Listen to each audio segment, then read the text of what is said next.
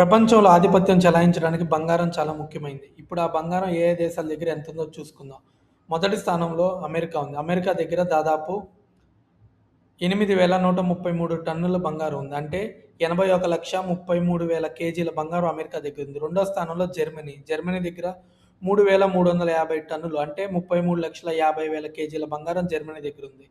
మూడో స్థానంలో Italy. Italy దగ్గర 2,452 టన్నులు అంటే 24,52,000 కేజీల బంగారం ఇటలీ దగ్గర ఉంది. నాలుగో స్థానంలో ఫ్రాన్స్. ఫ్రాన్స్ దగ్గర 2,437 టన్నులు అంటే 24,36,000 కేజీల బంగారం ఫ్రాన్స్ దగ్గర ఉంది. ఐదో స్థానంలో చైనా. చైనా దగ్గర 2,346 టన్నులు అంటే 23,46,000 కేజీల బంగారం చైనా దగ్గర ఉంది.